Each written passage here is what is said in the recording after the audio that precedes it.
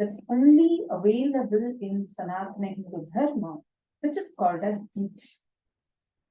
The modern day physics is actually, especially the quantum physics field, has been exploring into phenomena like quantum entanglement as well as quantum tunneling, where it establishes that beyond the dimension of space or time, there is a possibility for two things, two entities to be entangled with each other.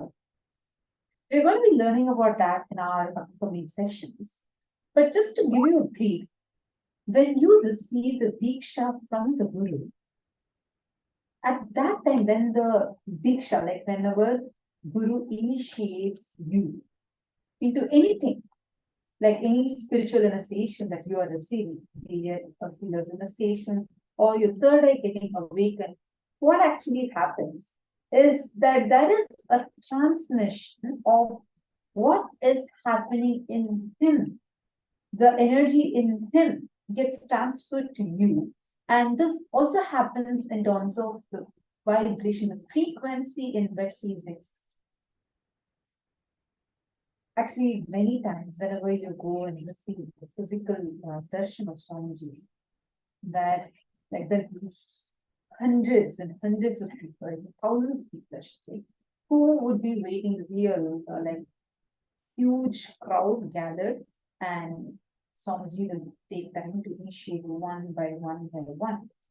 Just when you start going near Swamiji's breathing space, which is like I think almost 12 feet in radius, like throughout that entire space, moment you enter, you will suddenly experience that your thoughts are just disappearing. And there's the intense bliss that just oozes in your system. How many of you have received the physical initiation? You had the opportunity, the blessing to receive the physical initiation from Swamiji. And if you have experienced what I'm saying, please could you leave a comment here? If you have experienced where just by you entering the physical presence of Swamiji, even before you actually receive the initiation from Swamiji, just standing there, standing in that space. How many of you have experienced this, that the moment you go there, suddenly so much bliss oozes in your system. Your entire space changes. All the tension, the stress, everything that you would have carried probably from your work or from your home, just coming in the presence of the Guru dissolves all of these. How many of you have experiences? Just take a moment and post. Understand that experience that you have had, that experience that you have experienced at that time, is nothing but this mirroring happening in your brain, where the brain circuit of Swamiji at that moment gets mirrored in your brain.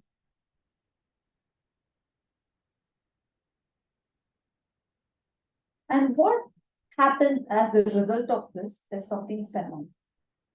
When you are experiencing this, there are effects like anti-aging, or there are effects like, I think Rogelio Marx has put, yes. So you've experienced how it feels, right? Like just be in the breathing space of Swamiji. Now, why that happens is because at that time you are experiencing the neural activity that's happening in Swamiji's brain. All of a sudden, same thing starts reflecting in your brain also. Pushkalananda is saying, yes, always in Swamiji's presence, whether it's alive or alive, absolutely. And this mirroring of neurons, then just imagine and say, you are not going to be doing something on your own. You're just there. You're not physically doing any particular sadhana. You're not doing a particular action. But just merely by being in the presence of the avatar, it penetrates in your inner space, and your brain structure starts getting transformed, where you start developing new brain grooves, Understand these are not some these are not some beliefs or faiths. Today, what was told thousands of years ago, 10,000 years ago, what was mentioned in Rig Veda, what has been mentioned in so many agamas, the secret science of how even new neural pathways can be created in your brain. Today, this modern day scientists are proving it right. For example, there's a research paper from Debbie Whitmore which very clearly says that rewiring of your brain is possible. Today, there's an entire study of neuroplasticity that is available. And this is a part, an innate part of our guru-disciple system, the Gurukul system. In Sanatana Hindu Dharma, we have this science. It is through this transmission system, all our ancient knowledge was kept alive. And when this brain neurons, like in your brain, just imagine like this. If you know swimming, okay, but you're not really swimming, and you're seeing that somebody else is swimming. You know something shocking happens. What brain activity is happening when that person is swimming? Suddenly that brain activity starts happening in your brain. How many of you, while watching a movie, you're watching a movie, and while watching a movie, a very emotional part comes, and you find yourself become suddenly so emotional, even though you know those people are only acting on the screen. Or even better, you see a horror movie and you see the ghost in that horror movie, and just you turn off the TV, and then you just see the curtain dangling, and that's it. Your adrenaline just kicks in. Why does it happen like that? What's actually going on? One thing here that's happening is at that time, you are mirroring the neurons of what is happening in the actors. Like they're actually mirroring that inside. You start having an emotional connect with it. Whatever you're seeing, like when the actors are acting very sad, very emotional, your brain starts imitating that inside. Understand this is very important, because when you're watching something filled with violence, let's say you're watching some very violent thing that's happening on the movie, your brain also reflects, the neurons get ejected in your brain. The impulses happen exactly like what's happening as per like what you're watching on the TV. And even though you're not in that situation, a real understanding, this is a very, very important science to understand. And this is something which is physically happening in us. Please understand this process of mirroring of neurons, right? This is not something that's psychological. No. Physically, let's say, I'll give you all another example just to add to this. Let's say you see someone swimming, okay? When you see someone swimming and you yourself you are used to swimming before, or you're just watching, your brain creates the brain pattern, the neurons that gets fired. Literally your brain will have an experience of swimming. Your brain understands, and your brain fires neurons exactly how what it fires when you actually swim, which means without even you swimming, your brain processes the same information, fires the same set of neurons as you are swimming, just by you seeing someone swim. Isn't this amazing? Imagine. This is just for swimming. But let's say you watch a celebrity, like the example she gave, you watch movies, you play video games, you say in the video games, you see your character is killing others, shooting. All of these have an impact physically on your brain. The physical structure of your brain changes. We all learned about synapses. We all learned about how this entire channeling happens.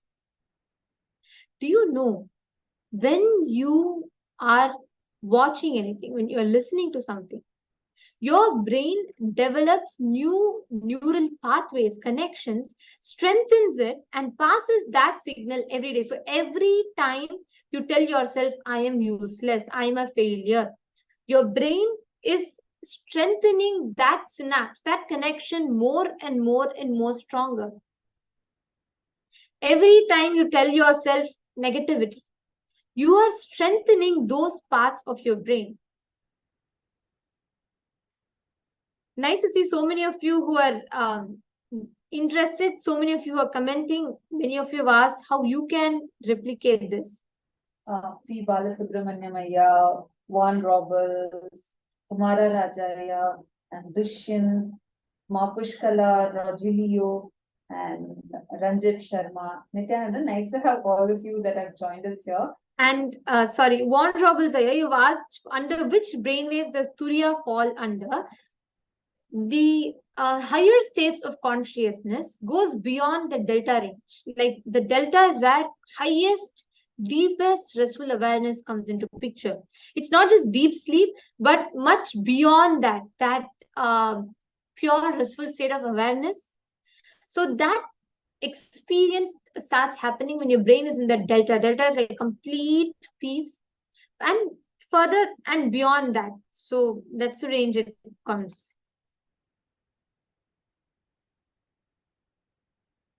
You all can post on the YouTube live comment section, like as in you understood or you have any questions, feel free, you can keep posting it and we will attend to you. And Jitendra, sorry, Panamsu Vadayu and Christine Jones, Mahendra Chaudhary, Nithyanandam to all of you, Adarsh Khairmat and Kailasa came.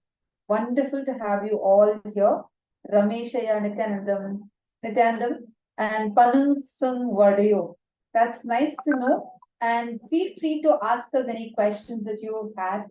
Like if you have some questions related to the subject, feel free to go ahead and ask. And the best thing I also wanted to tell any of you who I saw some of you asking, like, how can you actually harness this power inside? The best way is you can sign up and be part of the Paramashivam program. It's a very powerful meditation program where you're going to be learning about all of these different things, like what is the potential of your brain and how much your brain can be awakened.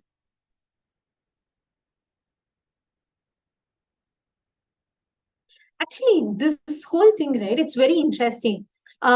A set of doctors in the US actually conducted a research, a study to analyze how exactly does a superhuman's brain function. Swamiji, how exactly does Swamiji's brain functions? What is it so different? Is Swamiji's brain actually something different? Do enlightened masters or do incarnations have something that's physically different in their brains? Many of us might have these questions. You know what is going to leave you amazed? The discovery, or I should say, the study results of what the scientists found when they peered into Swamiji's brains. These results were something that left even the scientists completely baffled because they could not understand how so profoundly unique Swamiji's brains were functioning. So they did the QEEG scan, which is the quantitative electroencephalography. So these QEEG actually measures the patterns in our brain, the electrical patterns in our brain. And this is what is the brain waves, right? So these brain waves were measured for Swamiji, in Swamiji's brain. And remarkably, the complexity of our brain, how it functions, everything is so different when it comes to Swamiji's brain. The most important part was Swamiji could have the complete control over his thoughts, emotions, and intellects, which means for us, let's say you see complete darkness and you suddenly feel something running in front of you, right? Some cat. You immediately have a gush of fear, right? That fear literally, that whole release of the adrenaline hormones, all of that has an impact. It's an automatic system, it's a chain reaction. or let's say you're suddenly feeling depressed, those emotions take control over you, is it not? But for Swamiji, one of the most unique aspects that the researchers found was Swamiji had the complete control over his brain, which means Swamiji can, in a very fluid, easy way, shift his brain's function and alter Swamiji's brain waves, which is something astounding. Understand, just like how you switch channels, you want to watch a music channel, then you want to go and watch HBO, or you want to watch Discovery, you just change different channels, right? So, same way, with that ease, Swamiji was able to alter between alpha, beta, gamma, and delta waves. At will, Swamiji could so easily flow through these different states, different waves, brain waves. And some of the most unique findings was when they actually looked through Swamiji's brain, when they studied how exactly it's functioning in Swamiji's brain, they saw that the frontal lobe, where exactly the third eye is, was highly active in Swamiji's brain. And the rest of the brain was completely at peace. This results are something that has left the entire science field in shock. The heart rate from Swamiji's, like how the Swamiji's heart rate variability is, and a volunteer, another subject, were simultaneously recorded. So this volunteer received healing from Swamiji. And when they took this heart rate variability measurements obtained before and during the healing session, they were amazed to see that Swamiji's healing energy completely synced or raised the frequency of the receiver, of the subject here. So literally, the moment Swamiji started channeling the energy, the other person literally raised their frequency completely to the exact same state that Swamiji is in. And here, Swamiji showed how Swamiji could easily alter between the highest states of consciousness just through will. Almost as if he's just like walking from point A to point B. Swamiji could just shift from one state to another simply through will. And just to experience, many times to experience these states, people go to medication, people do all of these different things. Like they just, normally people do try so many different ways to increase, feel and high. But here, Swamiji, just through his conscious will, with complete ease, could just shift from one state to another. Here you all can see how the study, how these doctors were conducting the study in Swamiji's brain. And we have something more. The next thing that they saw, which happened in Swamiji's brain, was what normally for people, it's literally impossible for human beings to experience, like it's one of the highest frequency, was Swamiji's regular state of resting in his brain.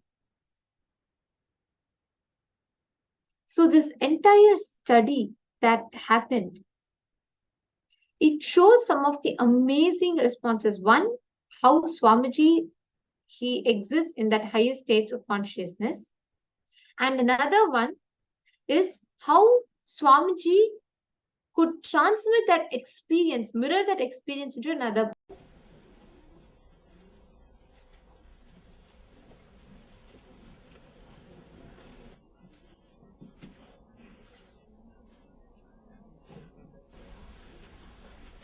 Good evening, ladies and gentlemen. I am Dr. Murali Krishna.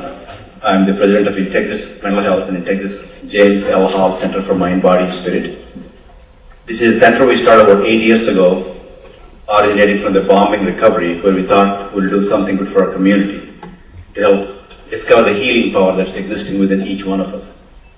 And in doing so, we've brought many international speakers from all over the world and continue to do so, giving seminars. And we are so grateful to have Swamiji come and join us today. We'll have a formal introduction of Swamiji in just a few minutes. And he requested me to do something. He wanted me to give some of the scientific basis of what's going on when you meditate, and I'm going to talk for a few minutes about it. Last year, when Swamiji came, I have requested him to do one thing. I asked him, would you be willing to undergo some scientific investigation of the meditation process? Because if a meditation process is doing something to your brain, we should be able to detect that. Just like the genetic code in you and me and everybody in the whole world, they found out through modern science that 99.99% of genetic code of all human beings is exactly the same. No matter where you are, what language you speak, what height you have, brown, blue, yellow, green, black, whatever color we are all, we have the same genetic code. So, scientific findings are verifiable. They are replicable. You can replicate them, duplicate them. If you do the study in Alaska, you'll get the same results. If not, there's something missing somewhere, I will look at something different. So all of us know for a long time that when you relax in this stressful world, some changes happen in your body. When you're stressed out, all of us experience stress in our life. Our heart goes faster, we become very tense, our breathing goes faster and shallower and irregular, our pulse rate goes higher, our muscles become tense, blood supply is taken away from certain parts of the body, like the digestive organs, like stomach and intestines, and redistributed back to other parts of the body, like the muscles of the legs. All these changes happen instantaneously. Just imagine you're driving on I-40, heavy traffic, fast traffic, and suddenly you found the flashing lights of a police car in your rearview mirror. Tell me what happens in your mind, in your body, not let alone mind, the body.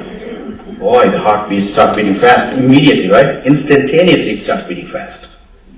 The blood pressure goes high, pulse rate goes high, respirations go high.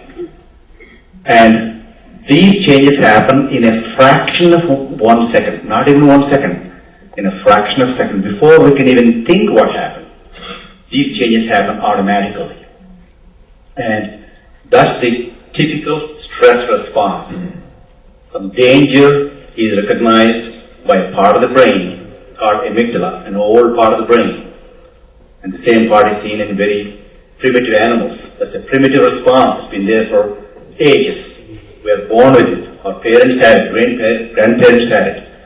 We needed that response to survive as human beings. Our ancestors, when they were fighting for life in the thick forest, being afraid of lions and bears, they needed that reaction to survive so that they could run away, they can't fight, or fight if they can, or be frightened.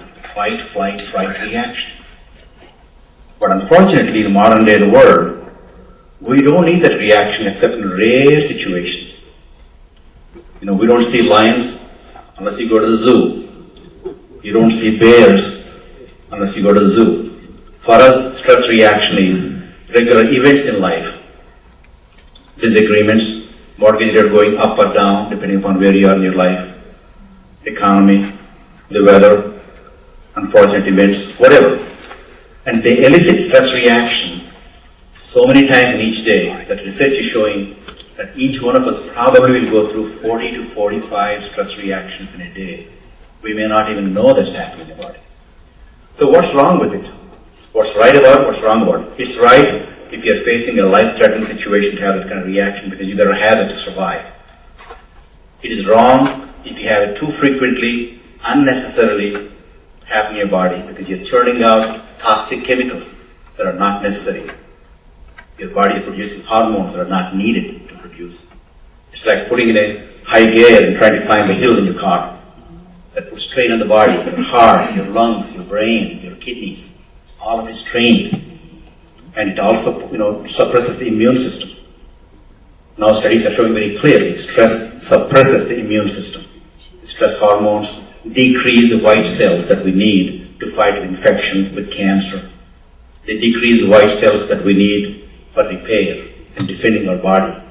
It postpones the healing mechanisms. So we don't heal as fast if the stress mechanism is evoked frequently. So we're really literally, every day, we are creating a bathtub full of acid and jumping into it every day over and over and over and over. So what you won't learn today from Swamiji is some techniques, meditation techniques that come from ancient times, from great evolved human beings that Swamiji has himself received through his own evolution, and he's going to be sharing with us. And last year when we asked Swamiji to go through the trouble of subjecting to scientific investigation, he very cheerfully agreed without one complaint. He went for 3 repeat sessions for PET scanning and 3 repeat sessions for quantitative EEG sessions. And these are really not very easy tests to go through. It requires a lot of patience and a lot of willingness to do that. So we did that. And Dr. Pam Ferdusi, is she here? She's been very helpful, along with Dr. Rui, in arranging the quantitative EEG, the huge team of people, neuropsychology team at Jim Thorpe Center at the Integrity Southwest Medical Center. And they have found some wonderful things for us. And I'll show some of the pictures. I don't want to complicate too much. I want to give some simple things that you can take home.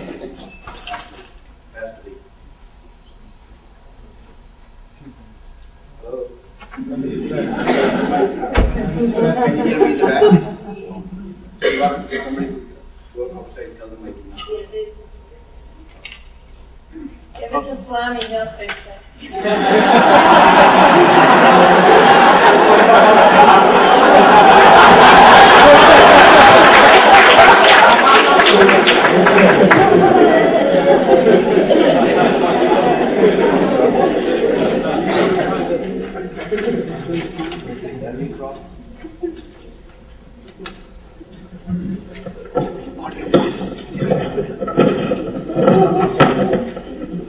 Swami fixed it.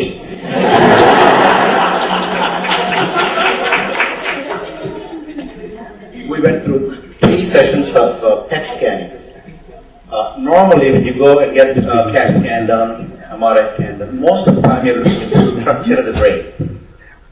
New technology has come out that studies the actual functioning of the brain as and when things happen. Not 10 months later, not 1 hour later. Unlike, our X-rays, they studied the structure of the brain. The PET scanning, what they do is they inject a dye, which is a radioactive dye, positron emission, radioactive dye. And that goes and sits in the parts of the brain that are active, that are working at that time. Let's say if I'm looking at you right now, my visual cortex is active right here at the back. So if you inject the dye into me right now, that dye directly goes there, sits right there, attaches itself to all those cells that my vision is working on. And there are a lot of experts here that know about more than I do. Except that this is one of the most modern technologies that is helping human beings to understand what exactly happens when you think, when you feel, when you smile, when you frown, when you're hopeful, when you're healing, when you're not healing, when you're disappointed, when you're frustrated. Some wonderful, wonderful new findings are coming out that would help to pave for improved healing mechanisms as the future is evolving. Discovering who we are. It's almost like a great treasure chest that we are discovering, beginning to discover. Modern science is helping us to do that. So Swamiji went through those sessions and we found some interesting findings. Normally, when you and I, when you're awake, usually the brain is so active, there are 100 billion brain cells there, and they're so active all the time, they receive input from all over the strata, eyes and ears and touch and smell and feel, and they are active. If you take an average brainwave test in awake fashion, it will be chaotic. It will be like a jungle. It will distract millions of people, millions of children crying and talking at the same time. But what meditation does is something very interesting. First, about the PET scan, the physiology, the functional part of the brain. It shows the frontal lobes getting more active. The frontal lobe is where we have judgment, wisdom, reasoning.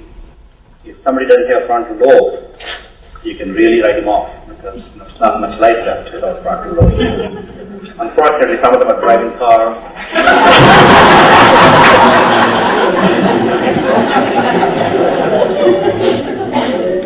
Yeah.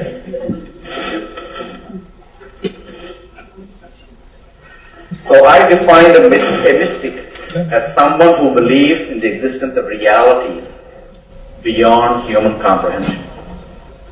In that sense, Albert Einstein was a mystic. He was a little clerk in a patent office, and he visualized how light would be if he sits at the front of the light beam and travels along with the light beam and discovered the theory of relativity, which has transformed mankind forever. He was a mystic. He's somebody that believed in the existence of realities beyond normal human comprehension for average human being.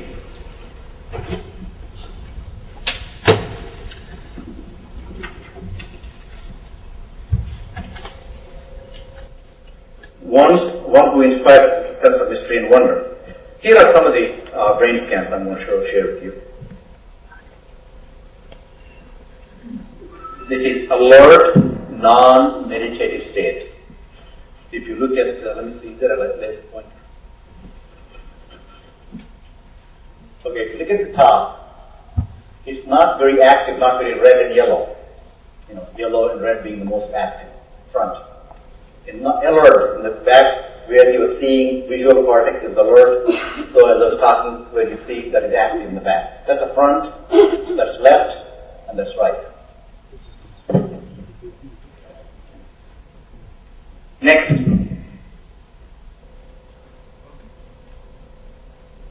Okay, this is the first one, okay? The second one is 30 minutes into 30 minutes meditation. Look at the frontal lobes, how they light it up. They light it up big time. It's almost like it's got so much energy going in there. It's a very clear-cut indication. From the previous picture, I'll show you again, previous picture. See how it is? And how the next one is. Okay. You see that? That's in the 30 minutes of deep meditation. Next, 60 minutes of deep meditation. See how one side quietens down, and the other side remains very active. 60 minutes of deep meditation. There is something else happening right here in the middle. Right in the middle. Right here, in the frontal area. In the middle. It's called mesial frontal area. And here is a deep, deep level of meditation where it lights up significantly right here. Right in the middle. Probably 1.5 inches, 2 inches deeper. It's called mesial frontal area where both front lobes come and join together like that. Right there. What's interesting was Swami was inside, and that's the last part of that one. See that light right here? Lighting up right here in this area. So what's interesting is I've never seen that before in my life. So the other parts I've seen may not be to the extent that Swami showed. But this is something interesting. There is something called dopamine, which is a chemical our brain is involved in. Dopamine is produced mostly in this area. And when you have any pleasurable feeling in your body, it is mediated through dopamine. It's a nerve receptor. You know, it's a chemical that transmits messages of pleasure. It basically evokes pleasure chemicals. If you eat gourmet food, it is dopamine that tells you it's gourmet food. If you have no dopamine, you may eat gourmet food, but think, oh, it looks like horrible cooking. Same thing is with visual pleasures you have. Beautiful people, beautiful sceneries, nature, whatever gives you pleasure. It's mediated through dopamine. Incidentally, alcohol and chemicals mediate through dopamine. And everything that human beings experience involves dopamine. But what's interesting is that you and I have the potential to create our own dopamine in a big way. So I named it, for lack of a word in the past, the D spot, which is a dopamine spot. Because I know that in America they like good names. I'm not going to name the other spots, but if you can discover your D spot, you got it made in life. The D really stands for divine spot. The D also stands for delight and the dopamine spot. And that's what you see right there. I think future researchers will confirm. They may name it something different, some better name than what I could name. But that's very interesting. What's also interesting is that he could, at will, go in and out of the state. So we asked Swamiji when he came from the scanning room, when we saw this one, we asked Swamiji, what were you exactly doing when so-and-so thing happened? He didn't know what was there. He did not see the pictures yet. He said, really interestingly, there were 3 people there, he said, I opened my third eye. And that's stunning because I learned about third eye as a child, but didn't read about it for a long time, what it is today. But what he said was, I asked him to describe more in detail what does he mean by third eye. And he said, it's a deep meditative state. It's probably very, very deep state. But he said, it looks like a small petal on one side going and joining. Another side, another petal comes and joins, and you join together, and then it becomes the third eye. Like a blissful state that you experience when you open the third eye. Isn't it interesting that exactly the same area that he was saying he was open? We are not seeing with the naked eye what's going on, but with sophisticated modern technology we're able to see that some part of the brain is activated that you normally can't see. So that's really a very, very interesting and fascinating finding. And we're going to talk about it for a long time, this finding. And there are many other findings, but I don't want to take time away from Swamiji's wonderful presentation tonight. And briefly, I'll give you a nutshell what happened with brainwave test QEEG. Quantitative EEG is a computerized analysis of the brain waves. The brain goes through several stages, the alpha, beta, theta, gamma states. Delta is sleep, deep sleep state. Alpha is kind of very relaxed, attentive state. Beta is normally what you do. Beta is really alert state. Theta is really the one that you want to be. It's really deep meditation, deep relaxation, wonderful feeling. He could go in and out of theta at will, anytime. That's wonderful. But here is another one that's really, really interesting for scientists and for sportsmen, for performers, and for Nobel laureates in the future. And that is, there is a special wavelength between 12 to 14 megahertz. Very, very few scientists know about it, even today. If you go and talk to average scientists, they won't know what it means. It's called the SMR range, sensory motor rhythm range. It's a special narrow band of the brain waves. You get into that when you are in the zone. Those of you that are golfers, probably Tiger Woods is in the zone, or Vijay Singh is in the zone. We talk about Pete Sampras in tennis and Raptor, and in football you have so many people. Then when the zone basketball championship, you saw them throwing those balls, and effortlessly it goes in, no matter where they're throwing the ball from. That means they're in the zone. What happens is the ultimate coordination of the muscles and the nerves, the body, entire body organs, and the chemistry and the hormones. They become so cohesive to the point that anything is possible at that time. You want to be in the zone. For example, if Oklahoma University football team or OSU football team, which are you support, they found the secret of how to get into the zone, they will be national champions every year. And they'll be probably undefeated for 100 years. The secret is, how do you find that zone? And what's interesting is Swamiji was able to go in and out of that at will. That's really fascinating finding. That's something that's going to be talked about in the future. The SMR range. Then the other thing that's really interesting, that interested the specialist in QEEG was, Dr. Fordisi and the team was, that when you go from alert state to meditative state, you go through various frequencies, and they're represented in various colors. And I've never seen that myself in my life. When he was going from alert state to deep meditative state, he would go in the same color range, in the same order as the rainbow. The Vibgyar, violet, indigo, blue, green, red, yellow. Vibgyar, same, orange and red, fine. And then when you come out of the range, you would come in the exact same range, opposite. And he did that several times, and that kind of stunned us at that time. And Those are some of the findings I want to share with you. There's so much more talk about physiology of mind and brain in the body. It's a fascinating field that, this is something that all human beings can relate to, can apply in our own lives. Not only a sophisticated knowledge, but these things have application in daily life for all of us.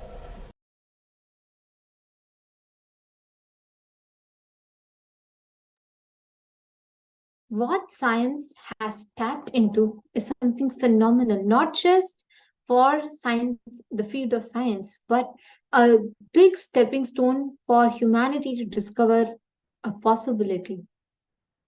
Swamiji is that descent of superconsciousness who, in his human body, living in the human form, is showing us all that we can, all the possibilities that we have, that we can experience in our day-to-day life.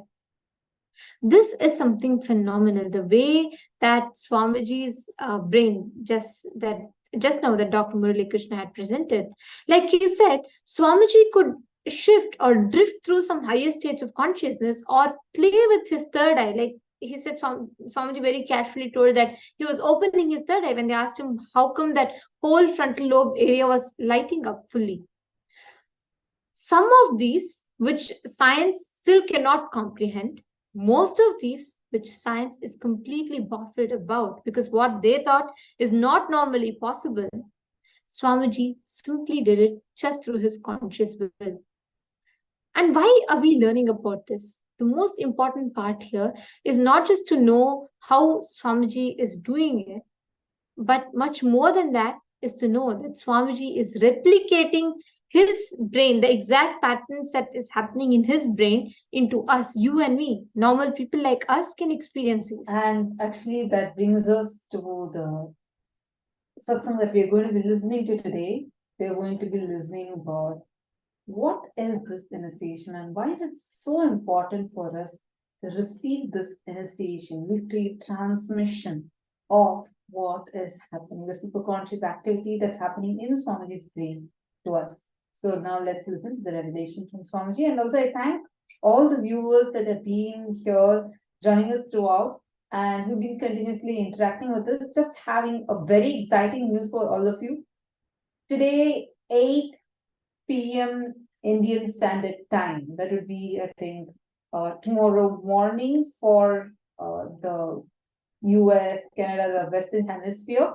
So today night, Indian Standard Time, 8 p.m. Indian Standard Time, on the auspicious occasion of Yugadi, we are going to be having a very, very special satsang, live special satsang from Swamiji. So please stay tuned in. And now let's listen to the satsang from Swamiji here and understand why is it so important to receive initiation and especially from an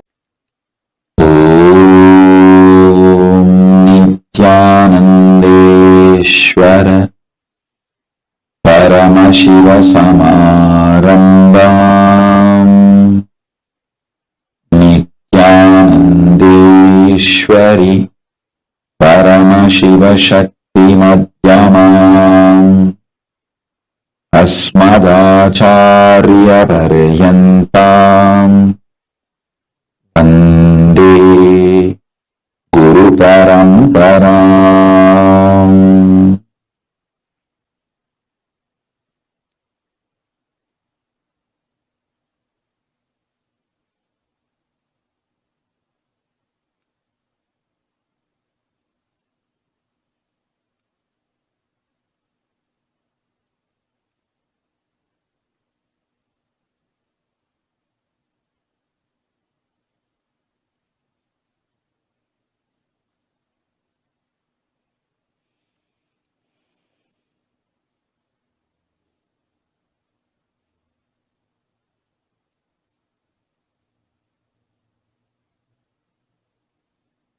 I welcome you all with my love and blessing.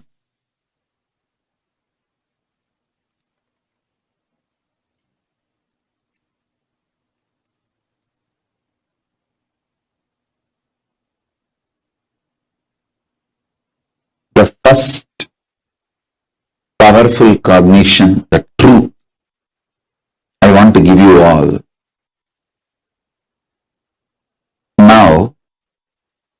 through the initiation I'm going to give you all,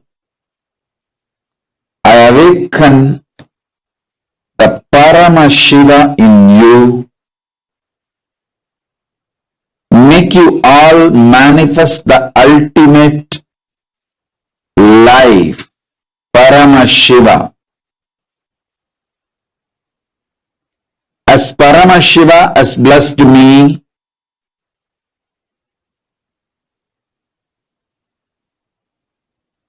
He Himself has manifested in me, I will make Him manifest in you all now, because He has authorized me to manifest Him in all of you. Listen intensely. I will give you some of the most guarded secrets of the spiritual world. In the spiritual world, there may be some gurus who experienced ultimate within them, but they will not know how to teach. There are some, even if they know to teach, they do not know how to transmit the experience. There are some who would have had experience but not the traditional initiation. There are some who would have had experience and initiation but may not know how to transmit. There are some who would have had initiation and experience and even know how to transmit, but they may not have received initiation, the right to transmit. That's called Acharya Abhishekam. Even if you know the method to transmit to others, you should be ritualistically initiated, authorized by the Guru Parampara through Acharya Abhishekam. Means the right to initiate others should be given to you ritualistically by the right authorities. There are some who may have capacity to transmit the initiation and in turn initiate others. In every level, He gave me everything just by making one right decision, making this body happen in Tiruvannamalai. That ecosystem gave all the 16 things needed for an ultimate guru. Intellectual knowledge, enlightenment experience, right to transmit the intellectual knowledge, right to transmit the experience, proper initiation into intellectual knowledge, proper initiation into enlightenment experience, proper initiation to initiate others into intellectual knowledge, proper initiation into initiate others into enlightenment, proper initiation to initiate my disciples to authorize them to initiate others into intellectual knowledge, proper capability to initiate my disciples to teach others the intellectual knowledge, rightful initiation to authorize my disciples to empower others with enlightenment experience, proper initiation to initiate my disciples to empower others with enlightenment experience, initiating my disciples into enlightenment and initiating them to transmit enlightenment in every level, totally 16 level. All 16 is showered on me. All 16 He blessed me. So with his grace, compassion, and the authority,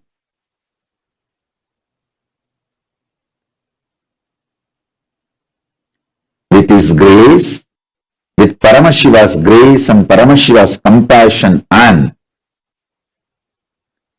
the authority Paramashiva showered on me directly and through the unbroken Guru Parampara, chain of Guru Parampara, I initiate all of you into Paramashiva Jnana, Paramashiva intellectually, experientially, ritualistically, and giving the Shaktipada, Shaktinipada initiation. So understand this initiation.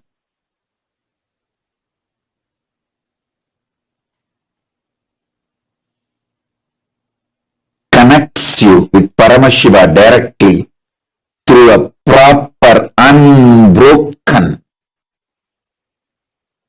avichinna, unbroken, authentic Guru Parampara.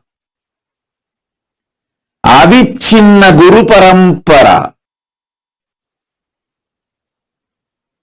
which is a fundamental requirement along with enlightenment experience. Please understand, just because of enlightenment experience, somebody is not authorized to initiate. Avichinna Guru Parampara Diksha is required. So this introduction I gave now, listen again and again, then you will understand. I am not disrespecting any enlightened beings, but just enlightenment does not give the right to initiate others. Just enlightenment means they found a boat to cross the ocean of samsara, ocean of delusion, that's all. But they do not have the capacity to take others. But they will not know to produce the disciples who can transmit the initiation to others. There are some who knows to produce disciples, but they will not have the authority to initiate the disciples as acharya. In multiple level, there may be some who are intellectually able, have initiation, but not experience. There may be some who are intellectually able to transmit the knowledge, but don't have the right to initiate others from the right proper authority, Guru Parampara. Understand all these nuances. By the great compassion and grace of Paramashiva, he showered all the right and best ultimate things on me.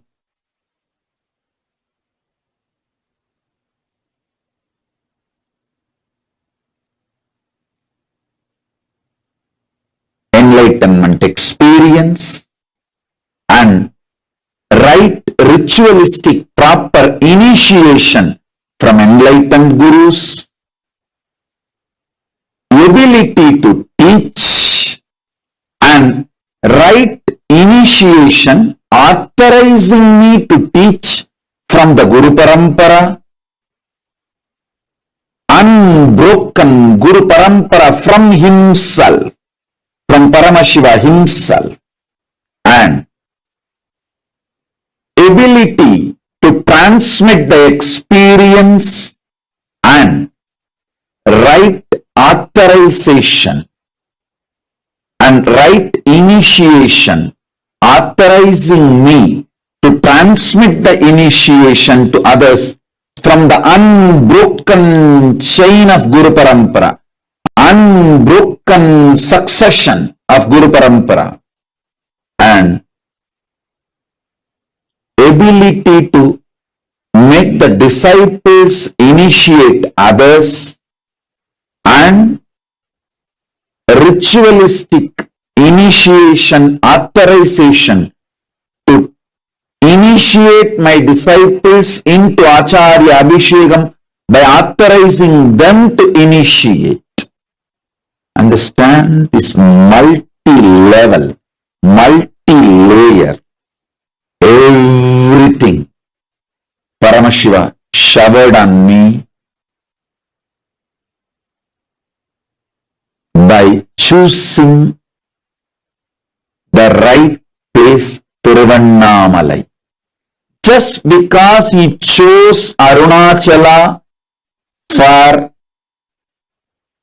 manifesting as this body, Arunachala gave me experience, intellectual knowledge, right initiations. Listen, there are some gurus who are enlightened, but they did not receive proper ritualistic initiation.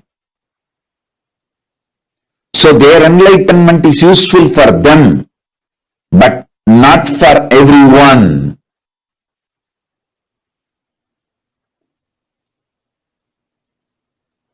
Not only he gave me the knowledge to teach others, he gave me the authority, authentic initiation from the Guru Parampara to teach to others. Not only he gave me the power to transmit the experience, he gave me the authentic Guru Parampara, Acharya Abhishekam, Nirvana Diksha, the authority to initiate others and authority to transmit this experience to others. Not only he gave me the power to initiate my disciples to initiate others, he gave me the authentic, unbroken lineage of Guru Parampara, Diksha, as a Paramacharya to initiate Acharyas Upara. மேன்மைகள் சைவ நீதி விளங்கிட உலகெல்லாம்.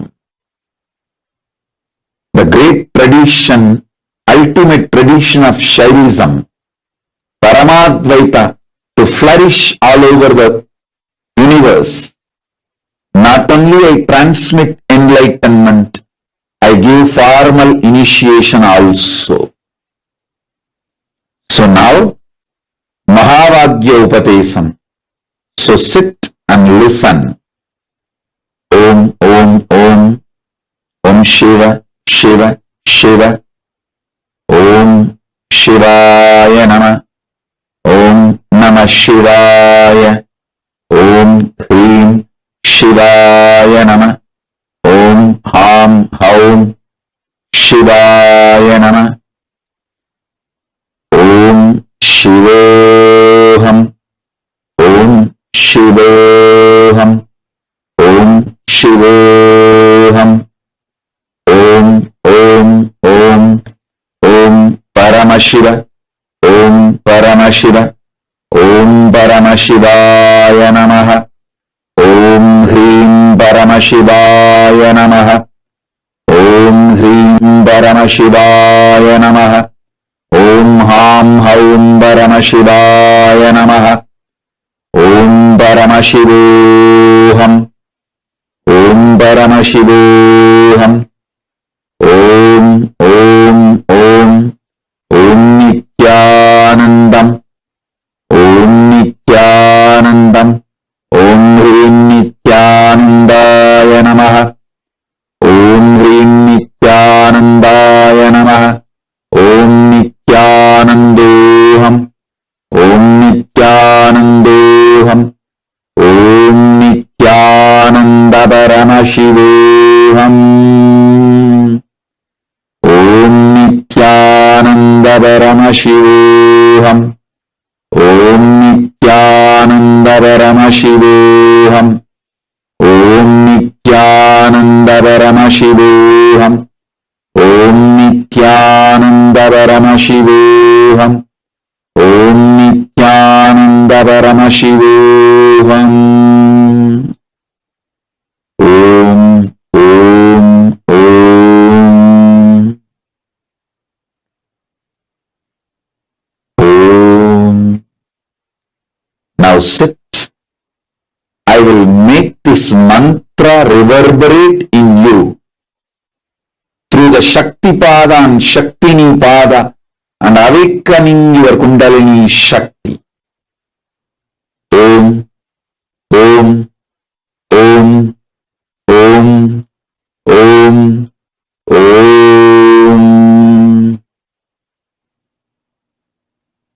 Even if they have capacity, Shakti-wise, some enlightened beings have the energy to lift others, but they do not have the initiation, means authorization from the Avichinna Guru Parampara to do that.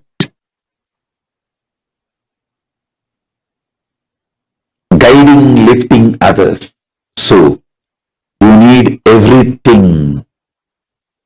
Knowledge, power, initiation for yourself, and the authorization to initiate others, and authorization to initiate others as acharyas. All the 16 level, 16 things needed, Paramashiva showered on me just by making me take birth in Arunachala. In Arunachala, all the 16 was available for me. He made it available and showered all the 16 on me. Hope all of you are understanding the subtle differences. Why initiation? Why Swamiji? Why initiation and why from Nithyananda Paramashivam? The question is categorically answered in this one session. All of you celebrate Paramashiva himself is directly showering this on all of you.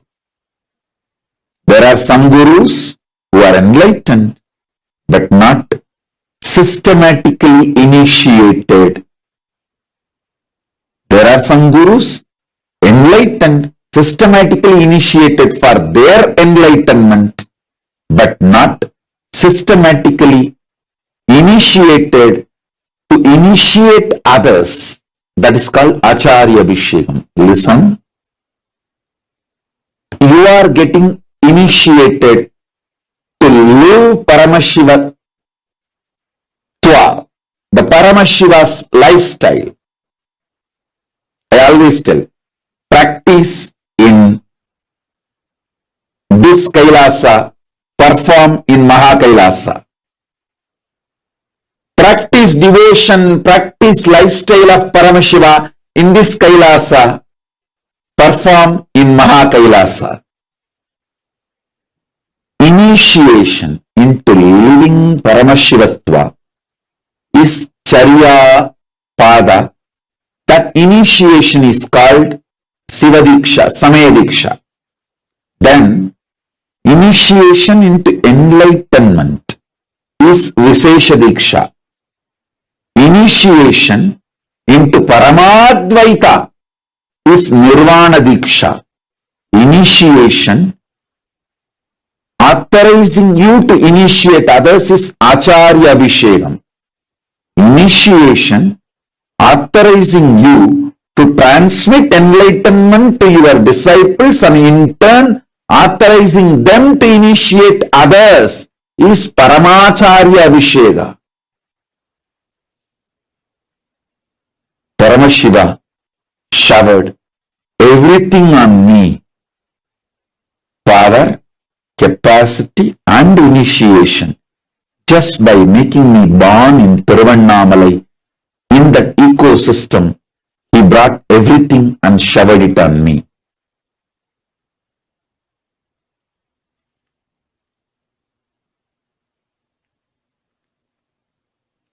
Lohini is messaging, Swamiji, most of what you are sharing is going over my head, but I fully understand. I am totally blessed to be sitting at your feet.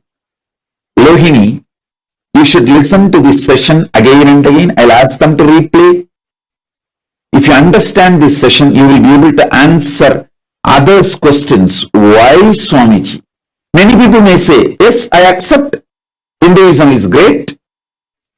I also want to practice Hinduism, but why Swamiji? Why Swamiji? That question, why Swamiji, will be answered with this one session. Especially if you are teaching to others. If you are my sannyasi, who is supposed to teach to others, if you are my disciple, who is interested in enriching others, causing others, you need to know, understand this whole session. You need to make others understand why Swamiji. For that, you need this session. There are many gurus who are enlightened, but not authentically received the initiation from Avichinna Guru Parampara. Avichinna Guru Parampara means unbroken successional lineage of Guru Parampara. There are some who even received enlightenment and initiation, but only for them to celebrate it, enjoy it, not authorizing them to initiate others. So the 16 levels: intellectual knowledge, initiation, experience, and ability, authority to initiate others intellectually, experientially, and enlightenment, and initiating others to in turn initiate others to continue the Guru Parampara. So understand, Paramashiva showered all the 16 dimensions from Sivadiksha to Paramacharya Abhishekam.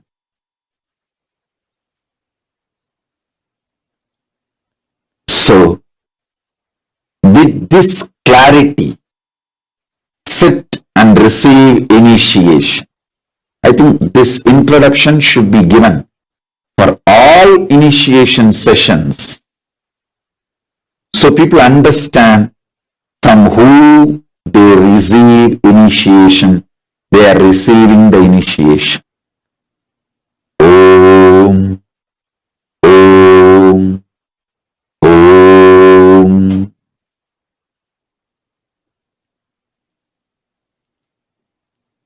Om, Om. Listen. First, in Hindu tradition, you are always initiated into Gayatri. So I am initiating all of you into Gayatri mantra. Just listen and repeat along with me.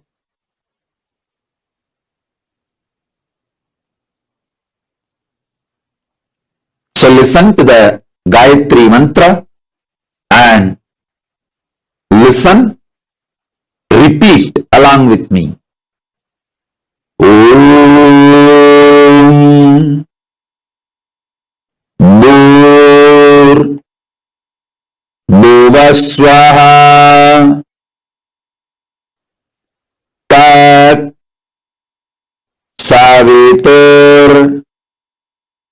Varenyam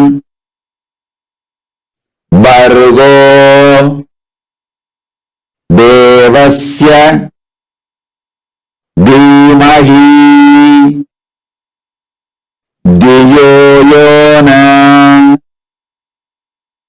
Prachodayat. Om Bhur Bhuvaswaha Tat Savitur Varenyam Bhargo Devasya Dhimahi Dhiyo Yona Prachodayat. Om Bhur Bhuvaswaha Tat Savitur Varenyam Bhargo Devasya Dhimahi Dhiyo Yona Prachodayat. Om Bhur Bhuvaswaha Tat Savitur Varenyam Bhargo Devasya Dhimahi Dhiyo Yona Prachodayat. Now, I will again repeat. So I will again repeat. Om Bhur Bhuvaswaha Tat Savitur Varenyam Bhargo Devasya Dhimahi Dhiyo Yona Prachodayat. Om Bhur Bhuvaswaha Tat Saviturvarenyam Bhargo Devasya Dhimahi Dhiyo Yona Prachodayat.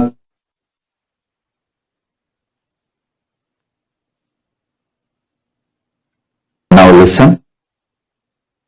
Listen to the Samaya Diksha, Siva Diksha level 1. Listen to this intensely and recite along with me. This is the password to open up yourself to Paramashiva and to open KAILASA to you. Om Ham Aum Shivaya Namaha.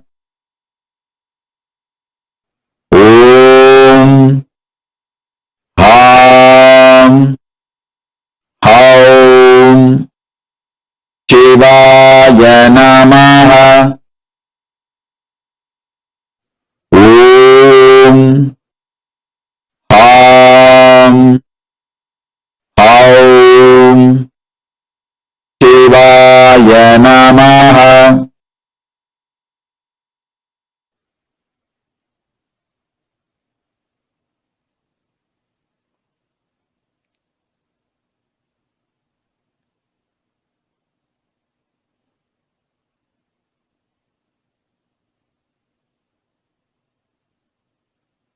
listen.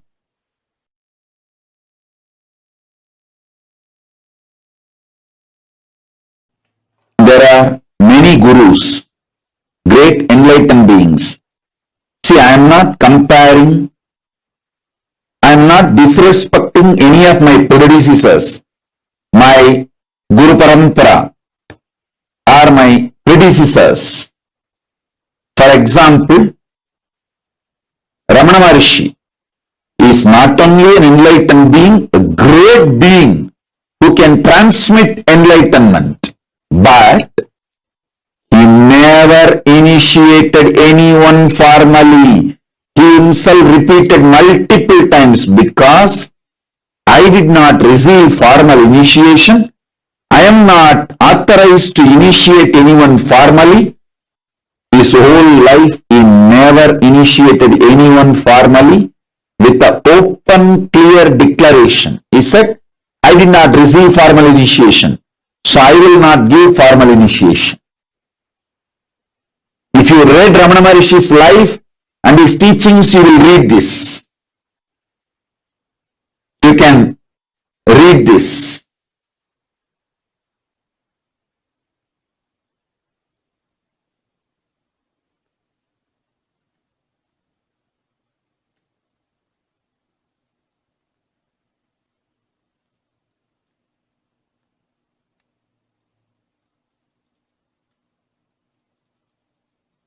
There are many gurus who did not initiate others just because they did not receive formal initiation.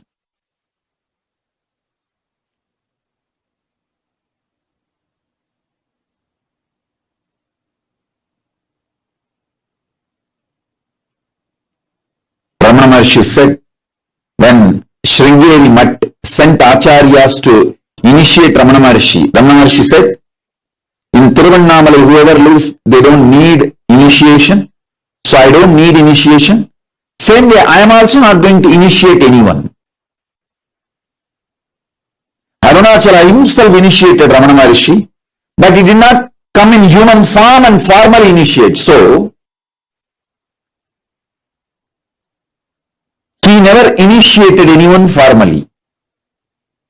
Arunachala is Ramana Maharshi's guru. He gave enlightenment to Ramana Maharshi, but he did not assume the human form and gave the initiation ritualistically.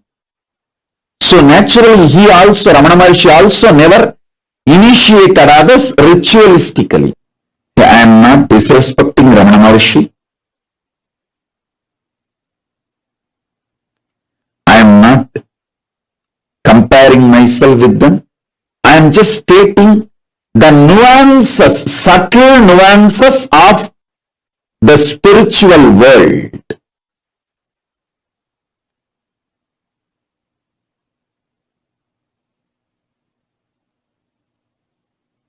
A great person like Ramana Maharshi, if you go to him, he will give you experience, no doubt, but he will not give you formal initiation. I give you experience and formal initiation, both, because I want this Guru Parampara to continue, flourish. Buddha Parambarai Poliya, the Shiva Buddha Parampara, மேன்மைகள் சைவ நீதி விளங்கிட உலகெல்லாம். The great tradition, ultimate tradition of Shaivism, Paramadvaita, to flourish all over the universe. Not only I transmit enlightenment, I give formal initiation also. So now, Mahavagya Upatesam. So sit and listen. Om, Om, Om, Om Shiva, Shiva, Shiva. Om Shivaya Nama. Om Namah Shivaya. Om Hrim Shivaya Nama. Om Ham Haum Shivaya Nama. Om Shivoham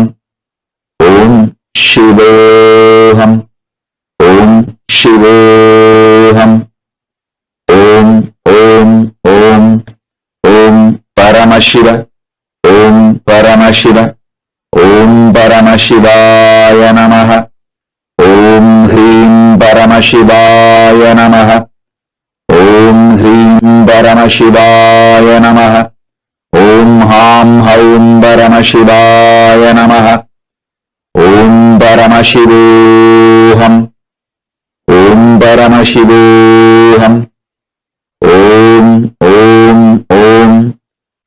Nithyanandam, Om Nithyanandam, Om Hrim Nithyanandaya Namaha, Om Hrim Nithyanandaya Namaha, Om Nithyanandoham, Om Nithyanandoham, Om Nithyananda Paramashivoham, Om Nithyananda Paramashivoham, Om Nithyananda Paramashivoham, Om Nithyananda Paramashivoham, Om Nithyananda Paramashivoham, Om Nithyananda Paramashivoham.